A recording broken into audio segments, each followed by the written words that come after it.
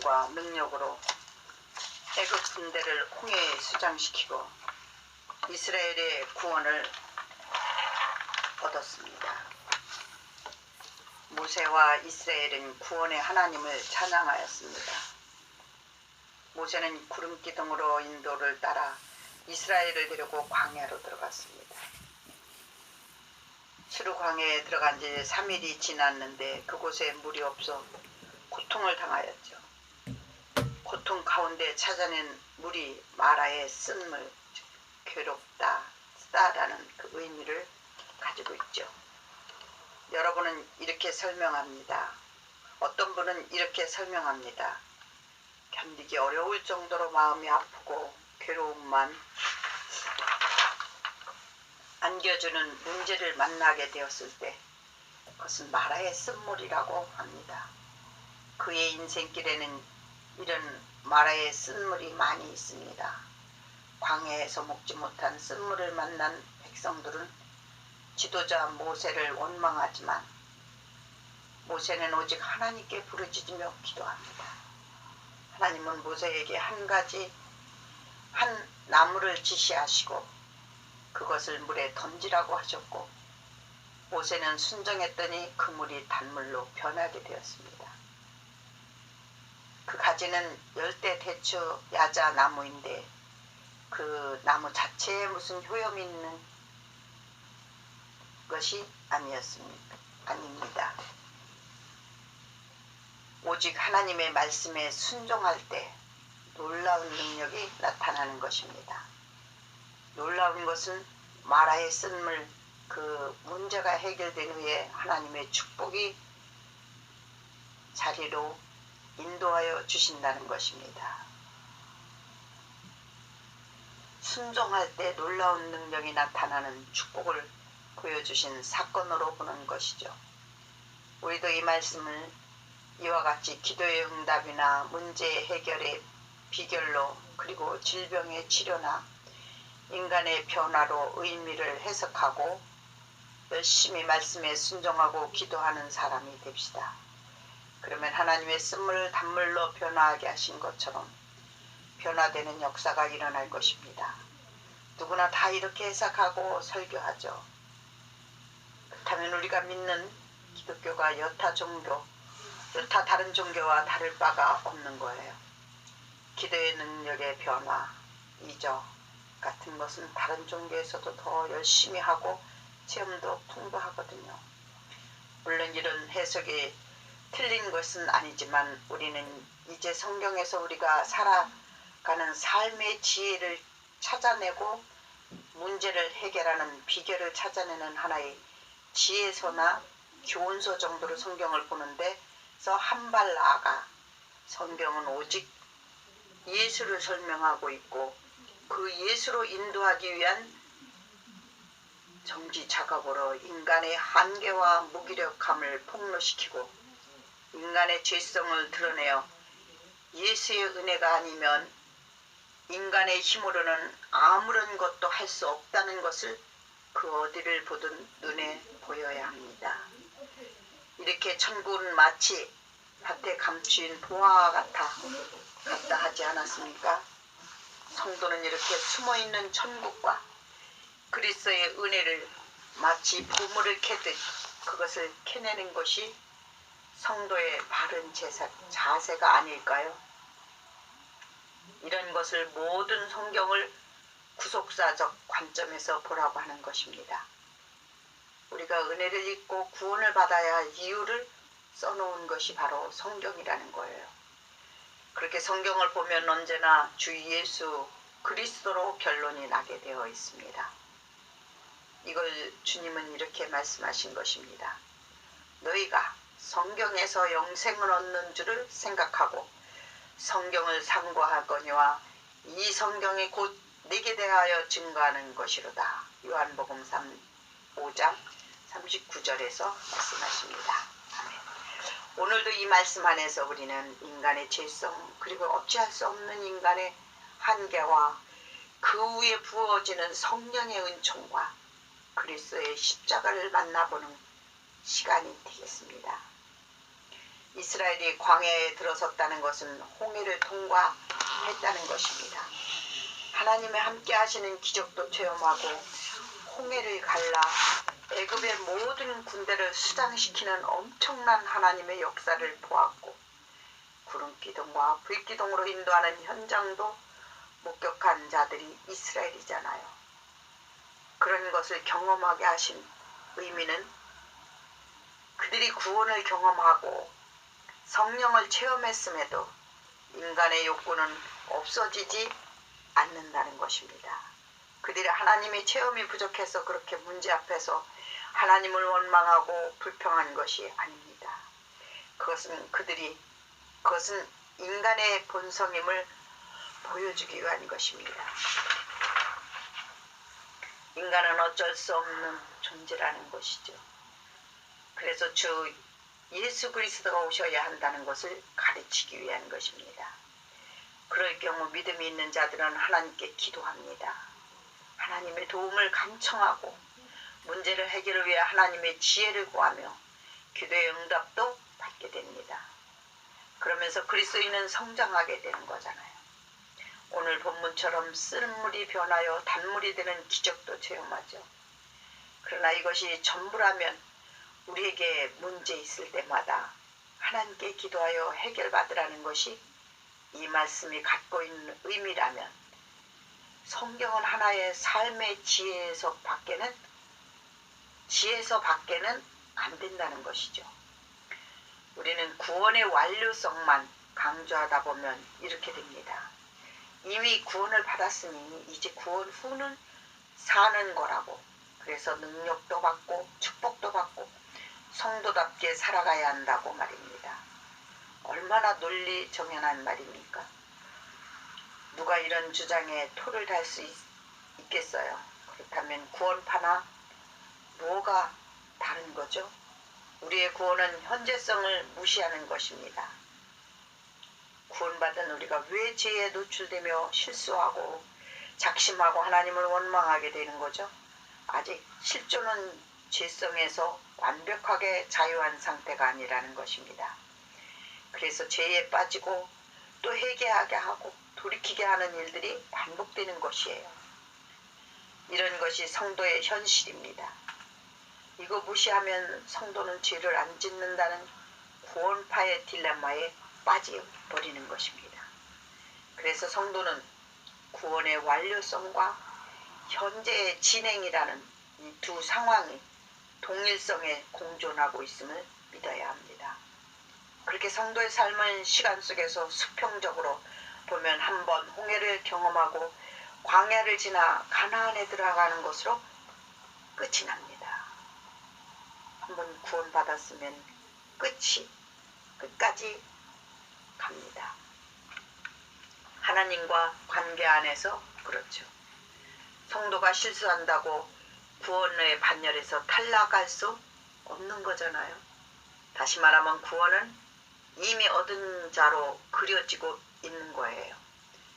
그러면 이제 문제가 없이 편안한 곳으로 인도하시는 것이 당연한데 일부러 광야로 저들을 인도하시는 것은 오늘날 구원받은 우리의 현실이었다함을 설명하시려는 의도입니다. 광야는 편안한 삶이 있는 곳이 아닙니다. 광야에서 물이 없다는 것은 곧 죽음과 동일합니다. 그런데 3일 동안 헤매이며 찾아낸 물이 쓴물이라니 참 어처구니 없는 일이었죠. 물은 보고 또 마시지 못하는 고통이 이스라엘 백성들에게 임하였다는 것이죠. 물을 마시지 못하는 고통 속에서 백성들이 그동안 참아왔던 인내심의 바닥을 드러내며 뚝이 터지듯이 터져나왔습니다.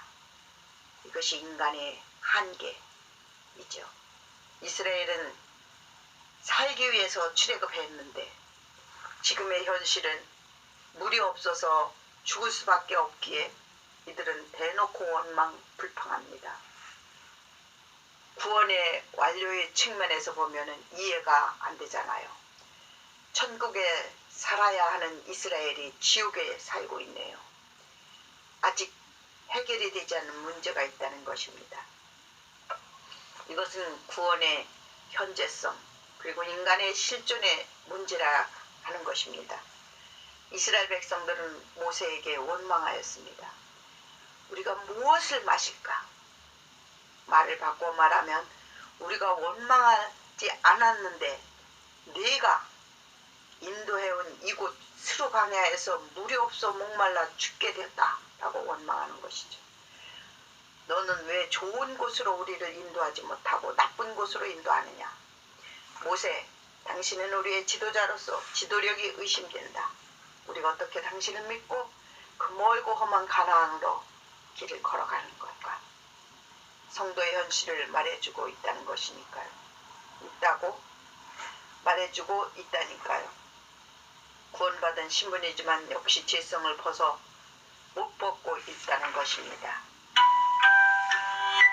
그래서 작은 문제만 일어나도 그걸 인내하고 참아낼 능력이 없는 것입니다. 즉 불평과 원망이 계속 터져나오는 것이죠. 바로 죄성이 드러나는 것이죠. 실존에 있어서는 구원받아야 할 부분이 여전히 남아있는 것입니다. 그래서 성경은 인생이 성도들이 무덤이요 이 육신을 입고 사는 세상이 광야 같은 세상이라고 애굽이라 말하고 있는 것입니다. 세상은 성도의 무덤이라는 거예요. 그래서 이스라엘의 구원받은 성도들의 신분이지만 광야에서 죄성을 드러내는 것은 아직 해결되지 않은 성도들에게 있어서 또 하나의 측면이 있음을 보여주고 있는 것입니다. 그러면 주님은 네 십자가를 지고 나를 따르라고 말씀하신 겁니다. 우린 회개 한번 하고 예수 십자가 지면 이제 내려놓고 구원받은 자의 편안한 삶을 살 것처럼 기대하는데 저들에게 마라의 쓴물이 기다리고 있던 것처럼 내 육신의 실존은 폭로해버리는 사건 앞에서 그 해결책은 내 죄성을 발견하고 통에 자복하며 나무 가지를 던지듯 예수를 만나야 합니다. 이스라엘 백성들이 많은 기적과 체험으로 하나님을 만났지만 하나님을 체험을 했음에도 하나님을 만나지 못했음을 볼 수 있습니다. 그러므로 많은 사람들이 많은 기적과 이적을 체험했음에도 여전히 또 다른 기적과 이적을 기다리는 것은 그들 속에 하나님의 말씀이 살아있지 않기에 잠시도 어려움을 닥치면 불평, 원망이 나오죠.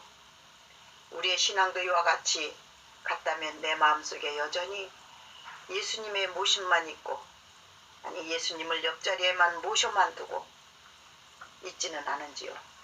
그렇다면 마라의 쓴물에 나뭇가지를 꺾어 던지듯이 나의 치명적인 죄 앞에서 십자가를 의지하고 우리의 육신을 입고 사는 동안 예수의 은혜가 십자가의 보혈이 아니고는 나는 믿음을 지킬 수 없음을 회개하면서 그리스도인이 구원받았음에도 반복적으로 회개가 필요하고 반복적으로 십자가 앞에 서게 되는 이야기와 같습니다. 고린도전서 10장 10절은 너희 중에 어떤 이들이 원망하다가 멸망시키는 자에게 멸망하였나니 너희는 저희와 같이 원망하지 말라. 이 말씀은 너희는 저희와 같이 원망하지 말라. 우리의 입술을 조심해야 되겠죠. 이 원망 앞에 거꾸러지지 않을 자 있을까요? 이 또한 원망, 불평하지 않고 살아갈 수 없는 인간들이 현실 앞에 마라의 쓴물을 준비하고 있는 거니까요. 이제 내가 원만 불평하지 말아야지 이런 다짐으로 받으면 올무가 되지만 마라의 쓴물 앞에서 나뭇가지를 꺾어 던지는 믿음의 행위라는 것입니다. 아멘. 이처럼 마라의 쓴물은 또 하나의 광야요 또 다른 홍해바다요. 원망하고 불평하는 이스라엘 백성은 오늘날 그리스도를 믿고 회개하고 성령을 받았지만 그럼에도 온전치 못하고 인간들의 타락의 근성을 버리지 못하는 인간의 한계를 보여주는 대목입니다. 우리는 수시로 십자가 앞에 서게 되는 거예요. 나의 죄성이 폭로될 때마다 그리스도의 십자가를 의뢰해야만이 하는 것입니다. 여기에 던져지는 나무는 예수의 속죄와 은혜의 십자가의 필연성을 보여주고 있는 말씀입니다. 성도의 길은 왜 영문 밖에서 고난을 받는 그리스도의 모습으로 그려지고 있는지 잘 알아야 합니다. 성도의 앞날에 꽃길만 있다는 것은 아닙니다. 이것을 기대한 자들은 맨날 이 문제 저 문제 해결해 주세요. 문제 해결을 위해서 예수를 찾습니다. 우리는 그 문제를 통해서 십자가의 은혜가 아니면은 해결될 수 없는 나의 죄성을 자인하고 그리스도 앞에 무릎 꿇는 모습이 그리스도의 이름을 부르는 행위가 바로 나무를 그 마라의 물에 던지는 행위입니다. 이것밖에는 길이 없기 때문이지요. 내가 곧 길이요 진리요 생명이니 나로 말미암지 않고는 아버지께로 올 자가 없느니라. 요한복음 14장 6절입니다.